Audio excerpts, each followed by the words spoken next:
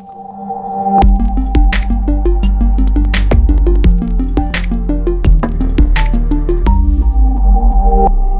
everyone. Hi, our dear attendees. Thank you for joining us today. Today we'll be speaking about measuring code coverage, and the main topic is why measuring code coverage can save life and ton of money. With us for today have two great speakers, Sebastian Götzinger and Ludmila Potemkina. Sebastian is IT trainer at VerifySoft, the company which is actually expert in code coverage testing tools. And they have a lot of expertise in this field, and we'll be glad to share the experience and some practice cases. Ludmila is a colleague of mine from QATestLab, our program manager with a huge experience in quality assurance software testing field. So it will be also very interesting to know Duda's opinion on the subject and on some related subjects. So we'll start from Sebastian, who will be speaking about measuring code coverage and during the speech of both speakers, you can write questions. You can see the panel at the right side of your screen. Please feel free to write any questions you might have. And Ludmila and Sebastian will answer all these questions after their speeches. If you'll have some troubles, also please feel free to write to the chat. We'll try to answer it immediately.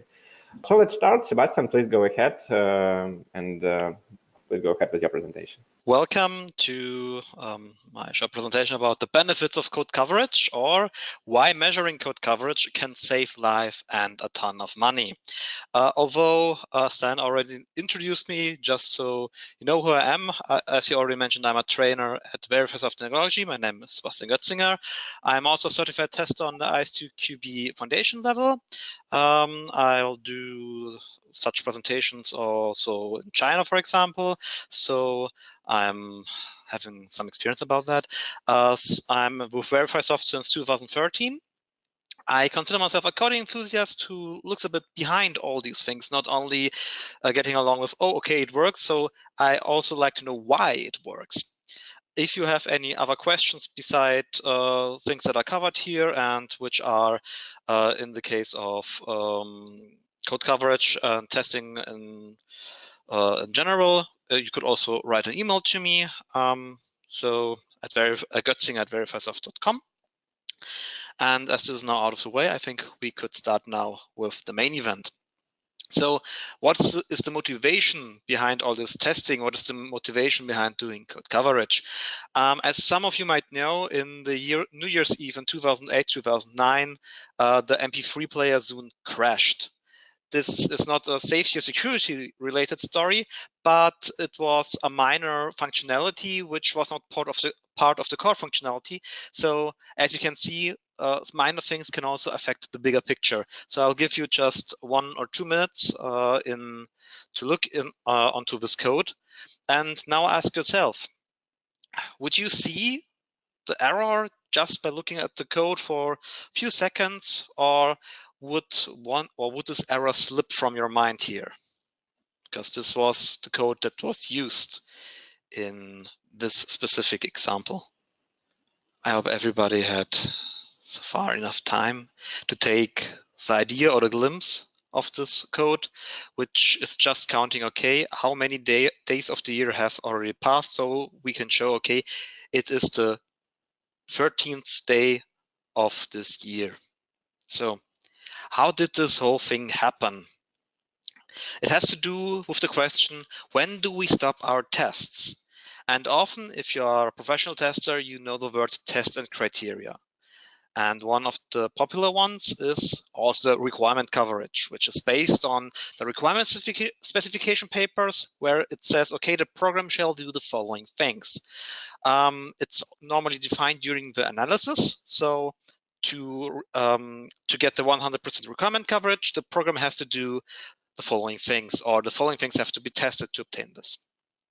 Normally, there are no updates planning during the implementation, because normally the specifications do not shift during the implementation phase. And the one thing what the requirement coverage do is check if the program works specified or as intended. but as some of you might know, because they are coders themselves, what about the unspecified parts? What about the things that I came up with during the implementation because I thought, hey, this is a great idea, I want to have this inside the code. So how did this affect the quality? Let's say the requirement specification have had the following lines. At first, it says functions has to take into consideration the leap years. Criteria number 1. Criteria number 2, functions has to show day of the year. So the test team chose the following things. It chose the 1st of March of some interesting years. And then it decided, okay, does it get me the right days of the year here? And with these, for test cases, every possible things were at least considered once. So a leap year which is a leap year because it's divisible by 400 without any rest, and a leap year which looks like a leap year but is no leap year due because it's at a century.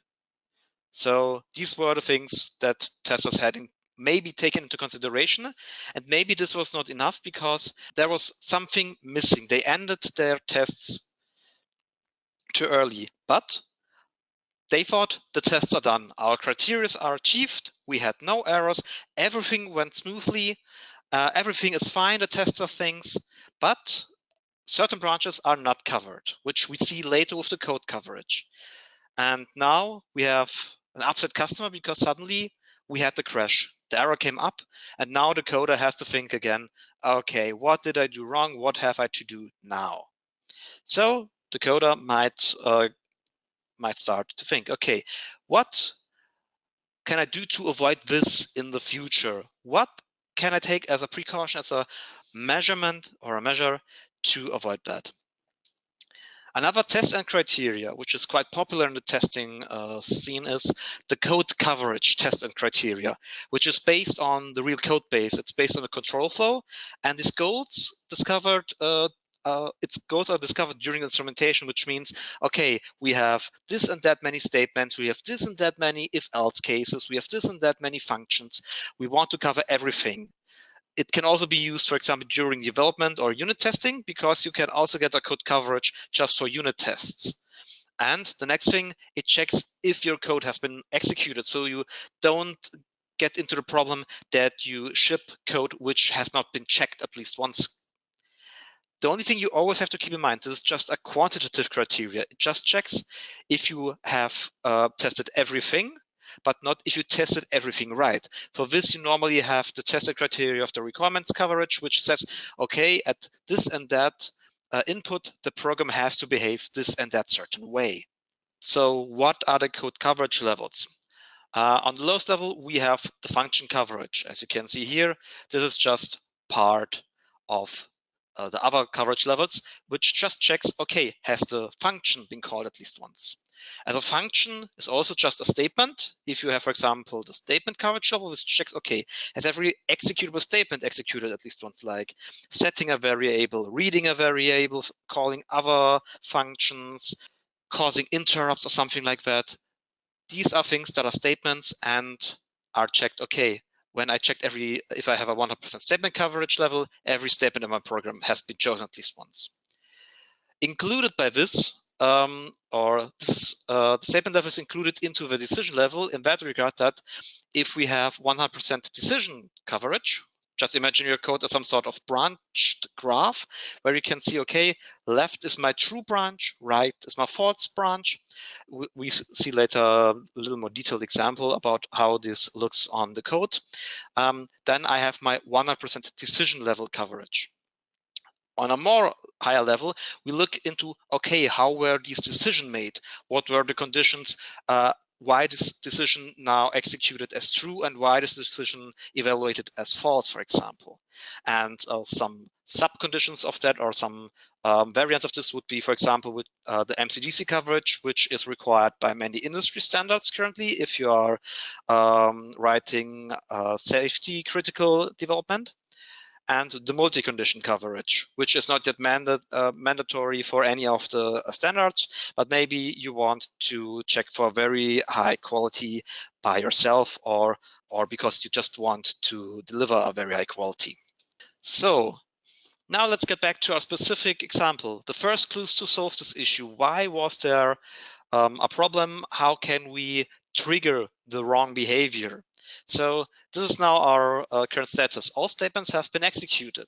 Almost everything has been covered, but one crucial part has not been covered. As you can see, what is marked green, these are statements. Every statement has been covered. And the root cause was hidden in an unspecified part. And as you can see, this would be, for example, the decision coverage. We have an enter, we have an exit, we have a true and a false branch of the while loop. We have a true and a false branch in this if leap year conditioner. And we have a true and a false path for this if condition. And as you might see here, we are missing the else branch here. And this is the one which has never been executed. And if you want to take a look into leap year, this was just a macro which would expand into a combination of conditions, which is not the focus of this because the error was to be found in this case here. So the crucial part was in this here. So if the days are bigger, are less than 300, less or equal than 366, and more than 365. So in this case, if it's exactly 366, we get into the else branch, nothing happens with the days, and then we get into an endless loop. So the code coverage has shown on the decision level missing test cases.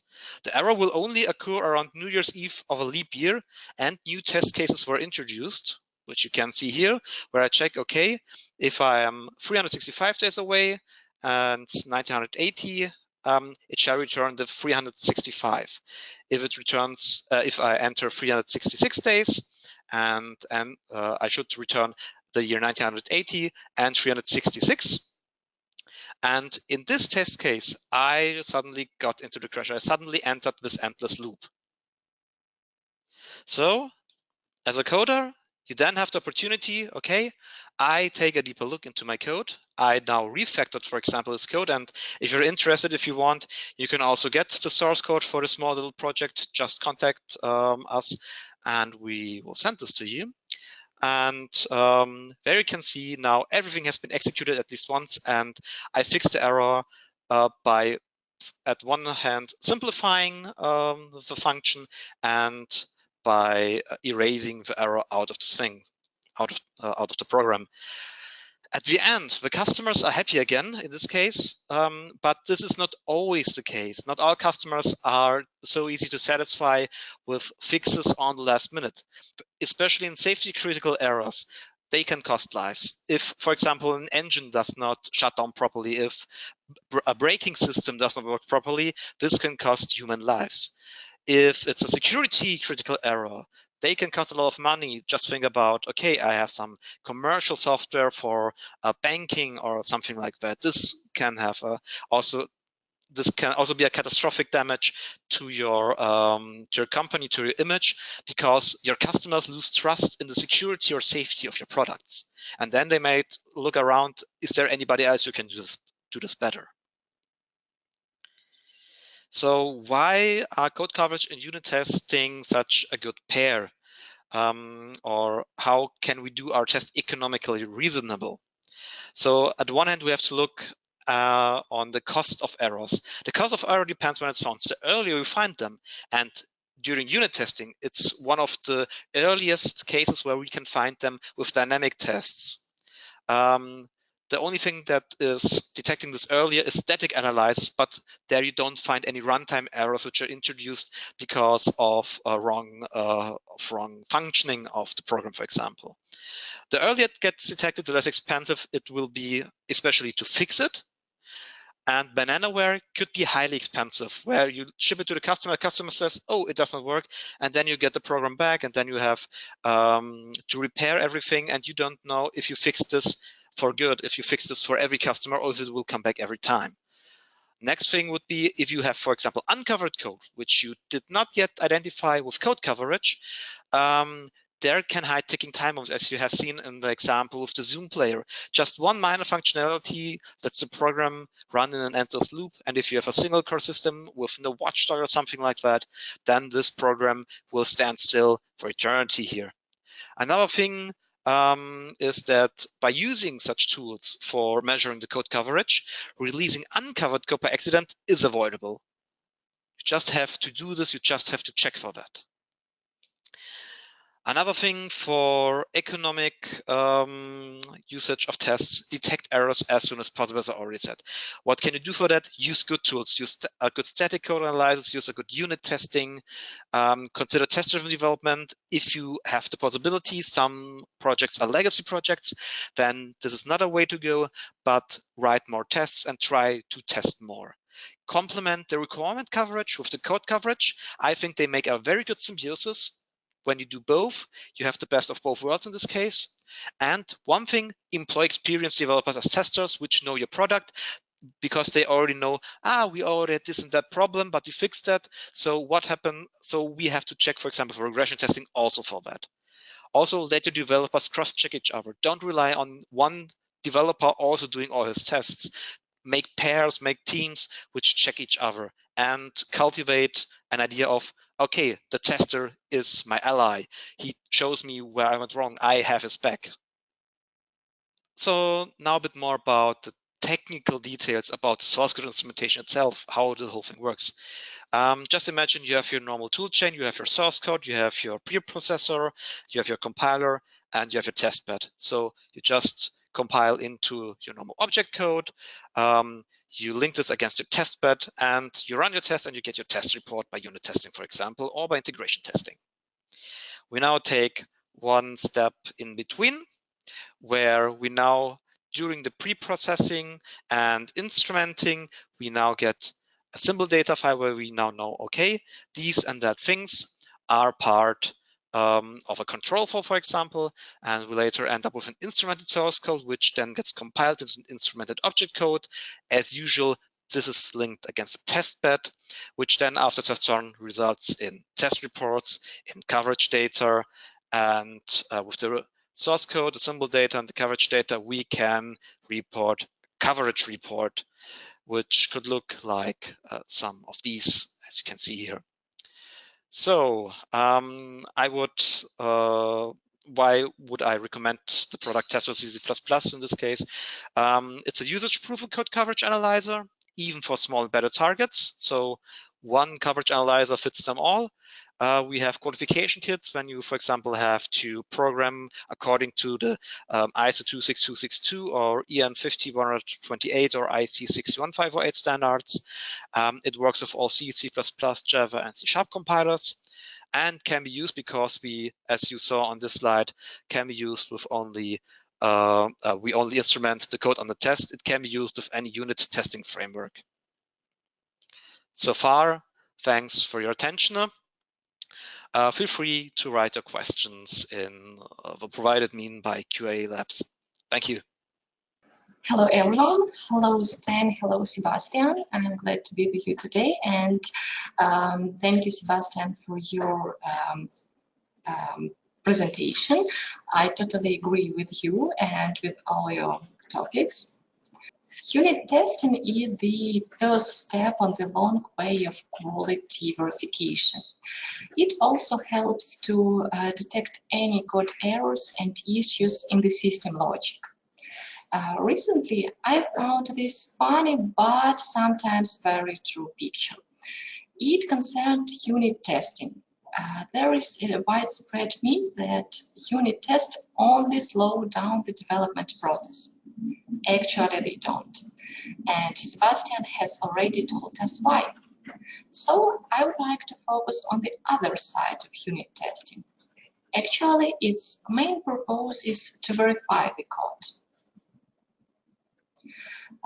But what about the final quality of the end product?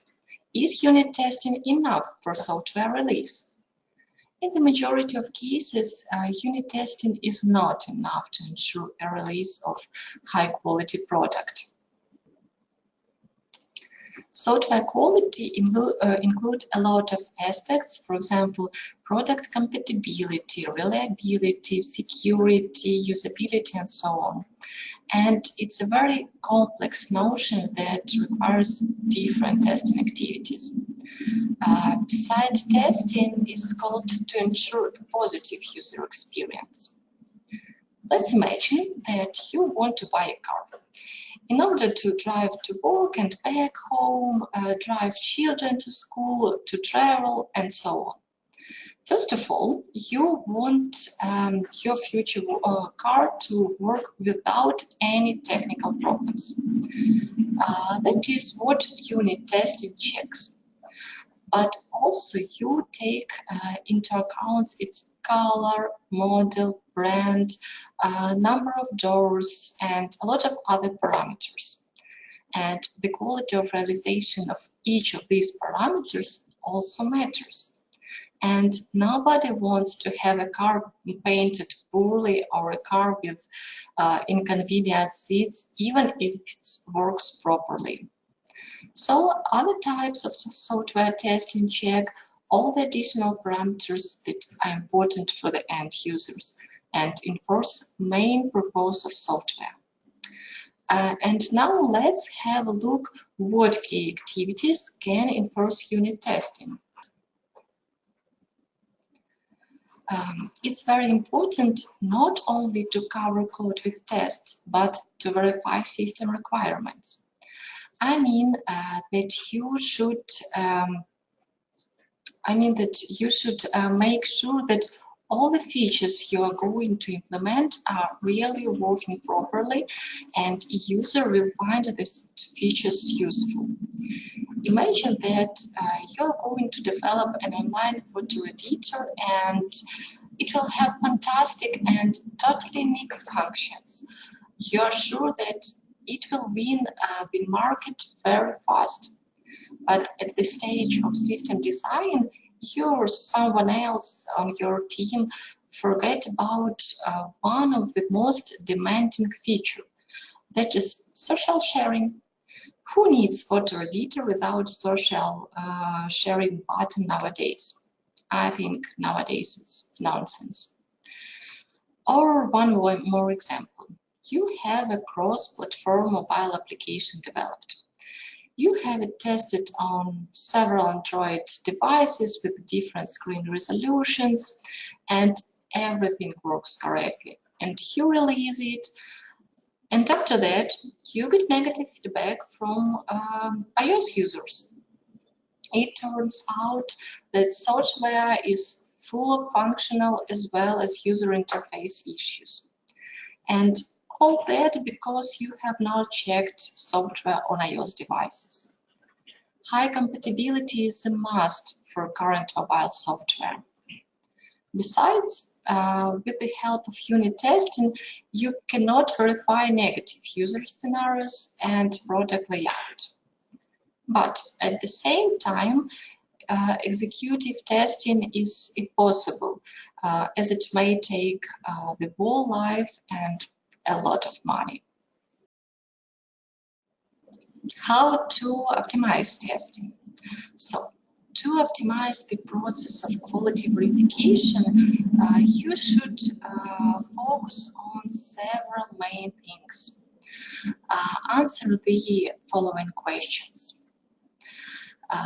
What your product should do, who will use this product and who will be the end users, and how will people use this product.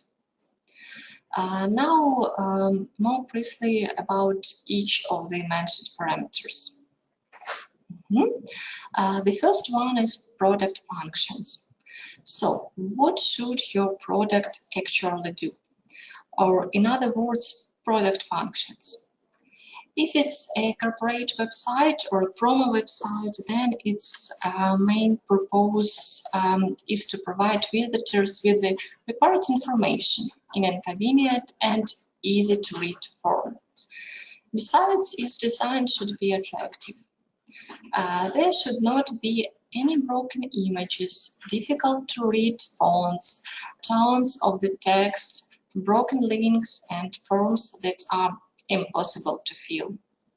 Basing on these parameters, you can single out the following testing types, such as user interface, as well as graphical user interface, functional, and definitely usability testing.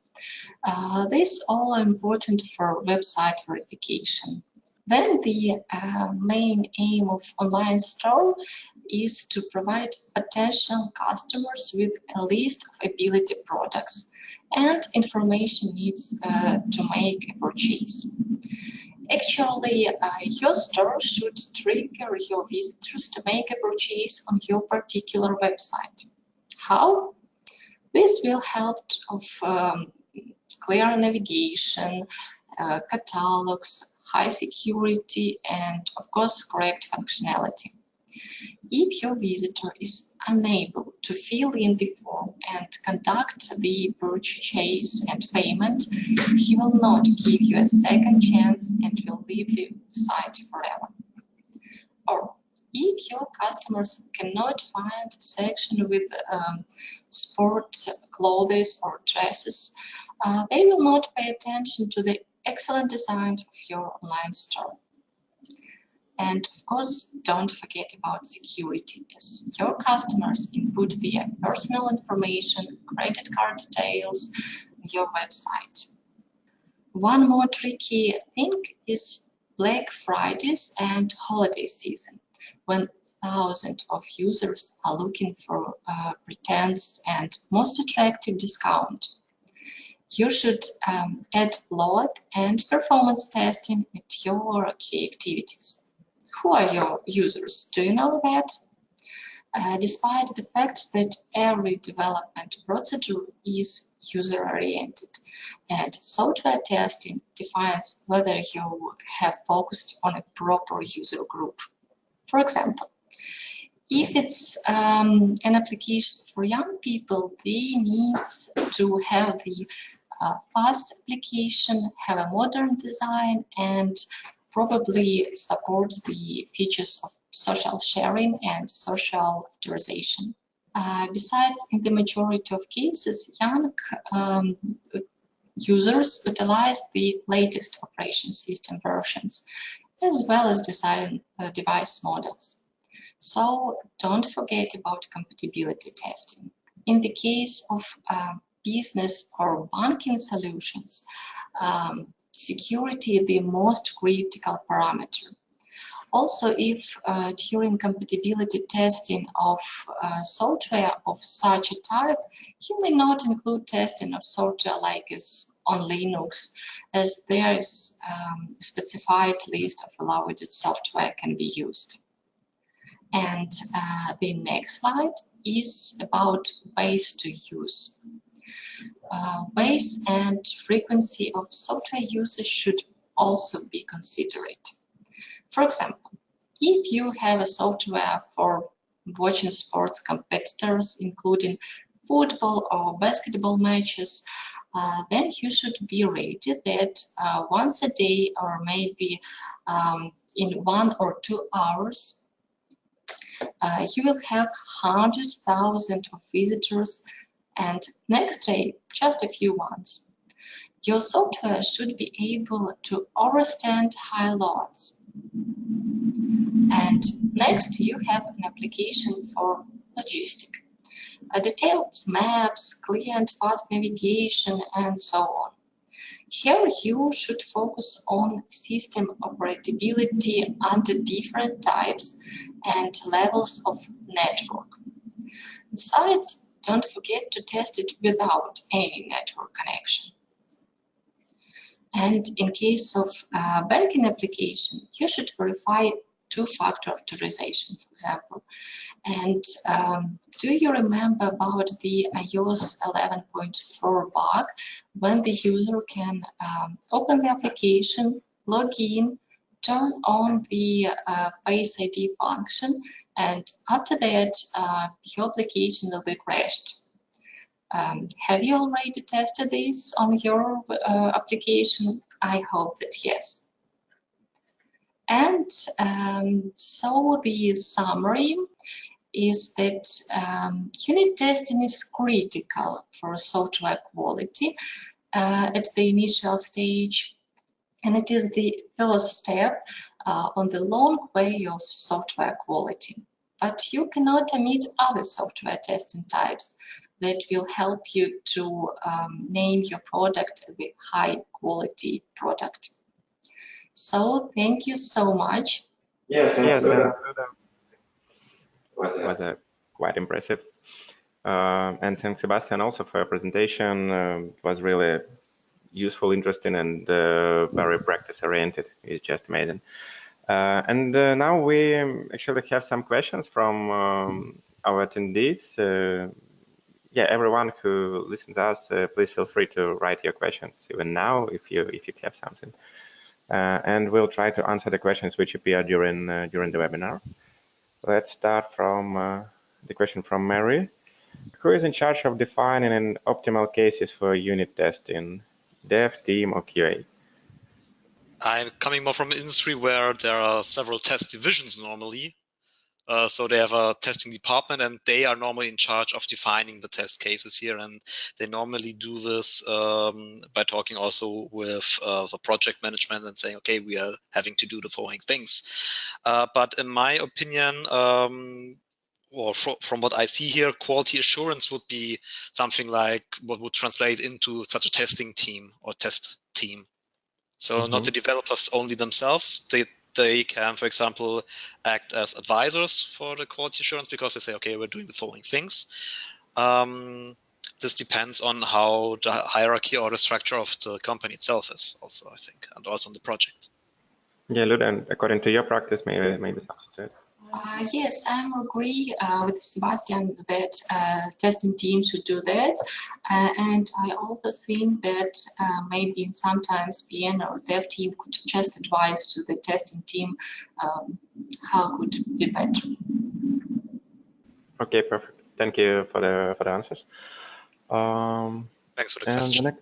The next question from Anna. Who usually makes a decision about what types of testing to use? I think that the main person or main team that could advise what types of software testing should do, it's software testing team, because they are the main point of that.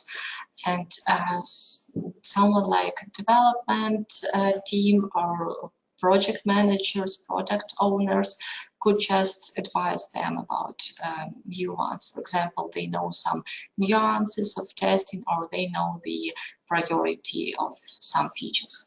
Yeah, I agree with that.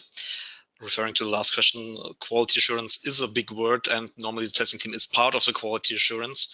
One is the usability things, then other thing is the functionality, and I think, but I think also what types of testing, this is more about the integration testing or the unit testing. I think both of them should be used. If you have several types, and these are the most prominent, you have normally the end user tests where you set the user in front of it, you have the system tests, you have your integration tests, and then you have on the lower levels the unit testing, for example. And I think they complement each other. It's nothing like, okay, we do the one thing and not the other thing. It's normally because you're doing this thing, the other things will fail less. And so we have to do less work here.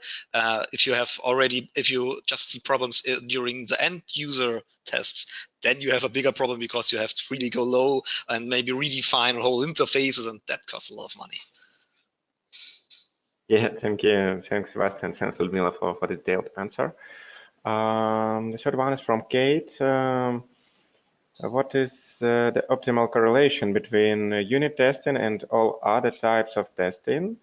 Like, for example, 70% of time shall be spent for unit testing and 30% for all the other. Shall I start? Yeah. In my opinion, this is as I already mentioned in my presentation, you have to have experienced developers in the whole thing, or at least experienced testers. And they normally then decide, okay, how much of my time will I spend in this and that, because it also depends on the structure of the project. If you have a project which relies heavily on, for example, third-party libraries, then you don't have to do, or you are not doing all the unit testing, you do the integration testing if all your components are working together with each other, so you will rely more on integration testing and system level tests.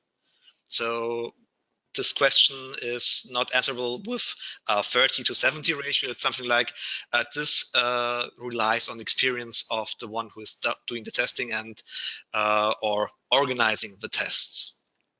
I also think that every project is unique, so it depends on different moments, such as software methodology, the testing team, the development team, and so on. So it depends on different types of projects. Yes, thank you. Thank you for the answers. And the question from Christine. Can developers do all these types of testing Ludmila had mentioned? Do I need an additional QA team for all this stuff? I really like this question because I have this question almost once a day or once 2 days. I think that's not, because the product for development team is like a child, yep, and every moment in this product they are not bugs, they are features, and that's normal for the development team. But software tester is more critical, yep, and he would find a lot of problems in the product and make the software product with high quality. I agree with that. I would answer the question a bit differently, although I would say a tester, a developer could do these things, but I would ask another question: should he do the testing? And I completely agree with you. The developer normally would write tests or would expect behaviors or write test cases for behavior he would expect. He would never see, okay, the customer would do a completely different thing. If somebody goes into the program and types something, then suddenly the developers go, no, don't do that. And testers should do exactly these things which they should not do in this case here for doing proper tests. Yeah, thank you. Thanks for the explanation. And the next question is from Leon. In which cases I definitely need unit testing, and in which definitely not? I like this question. In which cases I definitely need unit testing, and which definitely not. If it's a project that you will never need again, it's a one-time, for example, a script you're just using on your private server, you won't need any unit testing. But if you want to have a productive system, you want to have something where you can always check, and you want to be sure that you are allowed to do minor changes and not behave like never touch a running system. It runs, I won't ever touch the code again. Unit testing can help you to avoid these thoughts, because it makes your code more robust, because you can make a change, run your test, and see, okay, everything still runs as I intended to. I at least did not break anything with my fixes.